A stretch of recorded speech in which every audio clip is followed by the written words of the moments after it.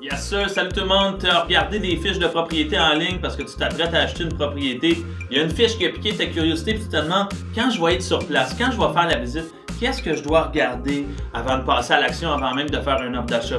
La première chose à savoir, c'est qu'avant même d'aller sur place, il faut avoir le bon mindset. Quand on s'en va visiter une propriété, on doit partir avec un esprit large. On doit partir avec la mentalité que les décorations qui sont actuellement en place ont été faites dans l'idée du vendeur, puis que lui, il aime ce qu'il a fait dans la propriété. Des fois, il y a des couleurs qu'on n'aimera pas, des fois, il y a des décorations qu'on n'aimera pas, mais que tout ça, c'est des petites choses qui peuvent être changées. Donc ça, c'est la première des choses. Rentrer dans une visite avec un mindset ouvert, de se dire, il y a certains petits travaux que je peux faire pour changer un peu le look drastiquement de la maison. Deuxième des choses, ça va être l'extérieur. Avant même de rentrer, on est à l'extérieur, on veut regarder les signes qu'on pourrait avoir, à savoir, est-ce que les allèges des linteaux ont été négligés sur la maison? Dans le fond, en haut et en bas des fenêtres, c'est là qu'on va avoir souvent des signes de laisser aller. On va regarder les coins de fenêtres dans les sous-sols. Très souvent, je te dirais 9 propriétés sur 10 vont avoir des fissures dans le coin des fenêtres. Maintenant, ce qu'on veut savoir, c'est est-ce qu'elles ont été laissées de côté ou elles ont été réparées au fil des années et puis le vendeur, il les regarde un peu tout le temps.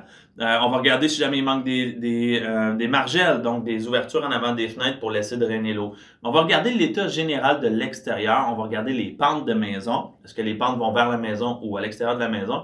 Et ou des signes d'humidité ou de problèmes de sol. Donc ça, c'est à l'extérieur.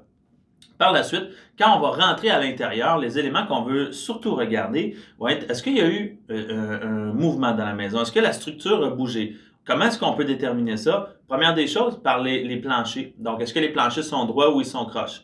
Deuxième des choses, par les coins de porte. Est-ce qu'il y a des fissures dans chacun des coins de porte ou il y a des petites fissures régulières qui suivent le gyps? Tu sais, des fissures droite, droite, droite, là, carré, carré, carré. On le sait que c'est le gyproc, les joints qui ont fissuré. Par contre, si dans chaque coin de porte, tu as des grosses fissures comme ça, et en 45, puis que tu n'es même pas capable de fermer la porte, définitivement, il y a un problème. Ça, c'est une des choses qu'on va regarder. Les coins de porte, les planchers. On va passer sa main en dessous des fenêtres pour voir est-ce qu'il y a de l'eau qui s'infiltre à l'arrière des fenêtres. Vous allez le sentir, c'est plus froid. Et puis, on va regarder des éléments au sous-sol aussi, à savoir est-ce qu'il y a une odeur d'humidité. Donc ça, c'est qu'est-ce qu'on va voir à l'intérieur.